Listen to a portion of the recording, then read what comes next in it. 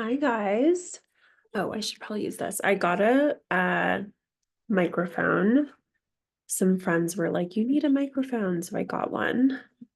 Hopefully this sounds better. So I did a poll on Instagram. Let me move closer. I did a poll on Instagram last week and asked between the topics of the lore of being single and getting older, a reframe, which of the two you guys would like for me to chat about in the next episode. And it was a resounding the lore of being single. I will also talk about getting older, a reframe, because if you follow me on Instagram, you know it's something that I am super passionate about. I'm always posting photos of women that are defying archetypes of women in their 50s, 40, even 40s, 50s, 60s, and 70s. So next week we'll talk about that. But this week, let's talk about being single. Don't mind me, I'm just peeling a little cutie because I have not eaten breakfast. So I am currently single by choice. And when I talk to my friends about this, I have definitely a different viewpoint on it than I think most might, and that just the result of years of experience, self-work, just like doing the work to step into my worth and knowing that it really is a reframe as well of like, you don't have to wait to be chosen, you're doing the choosing. And I think that, in my teens and 20s, I was so programmed to believe like the ultimate goal for me as a woman in my life, the peak of what it means to be successful in life is to have a ring on my finger and be someone's wife and a mother. I don't think there's anything wrong with that. I think that there are so many layers to why that's problematic. And the biggest one being it encourages us as women to entirely forego discovering who we are and stepping into the power of being sovereign beings and defining our personhood. Like, who is Amanda without Amanda being someone's girlfriend or wife, without me, you know, curating my days and behavior to please another person so I can get that title, right? Like I think that um and I've seen now as my friends, some friends enter marriage and enter motherhood. And really there's a death that happens when, especially when you enter motherhood from maiden to mother, that no one talks about, which I just find, our health system is so set up to care for a mother in the prenatal stage and nurture and kind of coddle over. And then once the baby arrives, it's like, okay, good luck, thoughts and prayers, and they're left on their own to transition this not only material, tangible shift into I need to keep this, not only keep this human, this being alive, but hopefully, provide it the nurturing care and environment for it to thrive and not just survive, which not all parents do. Um, but I digress around that topic. I think that I follow Danny Morrill. He's a spiritual thought leader that I just adore. And he has this summit a few times a year in various cities throughout the US called Awaken. And in one of them, there was a clip in one of them, this young man stood up and he was in his early 20s, I believe, and he was saying that his girlfriend was pressuring him to marry her. And Danny looked at him and he was like, "How old are you?" And the guy was like, "Oh, I'm, 24." And he like, dove across all the people. Danny runs up to him and holds him by the shoulders and looks him in the eyes. And he's like, "Do not, by any means, by any circumstance, get married before the age of 35. And I know there's so many people that are going to disagree with that, and people that might say, I agree with it because I am 34 and not yet married. Like, sure, you can say that. But even if I was, and I've heard this from friends and people who are older, there's so much you're still learning about yourself. And not even just up until the age of 35. I mean, you're hopefully learning about yourself throughout the entirety of your lifetime, but I think in your mid to late 30s, even early 40s, you come to a place where um you settle into who you are. You can settle into it and hold those boundaries firmly. Um and engage in partnership in a really fluid, synergistic, like flowy, reciprocal way versus just mirroring, right? And I think every relationship is a mirror. That's a whole other topic, but there's a difference between that and mirroring what you think your partner wants you to be, and falling prey to that. The probability of falling prey to that is so much higher in our younger years, and you forego the wonderful and also painful and um, just extraordinary and satisfying experience of discovering and coming into who you are. And that's why we're here, right? Like, we come into this world alone, we transition into the next world alone. And um, I think that society wants us, especially as women, to believe it's like the worst thing in the world to not be partnered. The worst thing in the world is to be partnered with someone you feel is not your match, but you are afraid to miss out on right. So this goes back to my first episode last week. There's a difference between friendships and the way they show up and the way they feel and the way they look in your 20s versus your 30s. In your 20s, you're doing everything together. You're taking trips, you're going to parties, you're going to clubs, you are traveling like this, right? In parallel.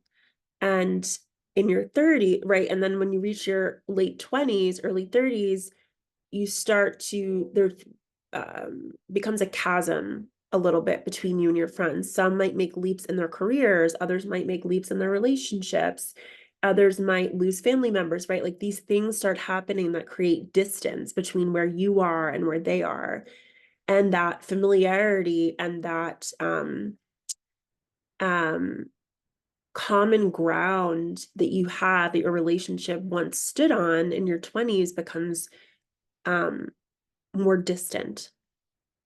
And some people, which I entirely make sense, and I have also considered, will get married and have the kids because they're like, well, my friends are doing this. Like, I don't want to lose like community and belonging. I will die on this hill is what I think drives us the most as human beings in this experience. And the idea of being isolated in any way, of not being able to take those trips, not being able to have a guest to come to those weddings with you, not being able to experience raising kids with your friends. Like the idea of that isolation can be so great and so strong, that I think some people will enter partnership and marriage just, to stay in that bubble with their friends. And that I have such compassion for the part of myself who considered that in my early 30s. I'm still in my early 30s. But I think that, in 2018, this is 5 years ago, I started doing To Be Magnetic, which most of you know, which is a self-development platform founded by Lacey Phillips, and Jessica Gill is now the co-host with her. And it's really rooted in the principles of spirituality, neuroplasticity, and psychology.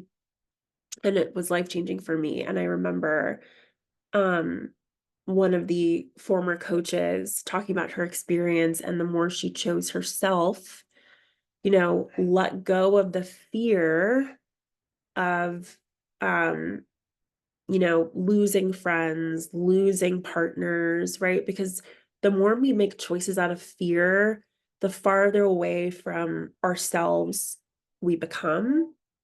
And I remember it was like I'd never heard anything like that. She was like, the more I chose myself, the more things opened up and blossomed for me. And I'm doing the choosing when it comes to partnership. And that totally was a reframe for me at the age of 29, at the age of 30. And I remember I called in a really expansive, wonderful partnership at the time. Pause. Honey, come here. Come here. My dog is having a little freak out. But anyway, I remember calling in a really wonderful partnership at the time, expansive, really aligned with who I was at the time. And,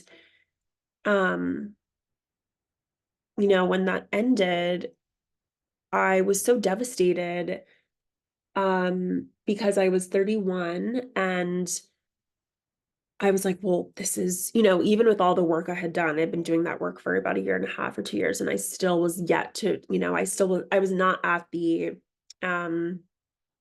level of consciousness, I guess, I am now. And I was just like, oh my God, what am I going to do? Like, I'm 31, I'm supposed to be married or engaged by 30. That's what everyone says. And if you're not, it's over, like your prospects dwindle. And so I was just like, oh my God, I thought my life was over. And it's just like the farthest thing from the truth. And it's all just programming. The years after that partnership ended have been the years where I've just truly, I've, I've, I was going to say I've discovered who I am, but that's not, it's too surface and too superficial. I've understood and have had such admiration for myself. And that might sound narcissistic to some people, but I think that admiration for self and appreciation and curiosity about yourself is what's so essential to just like forget partnership, forget that.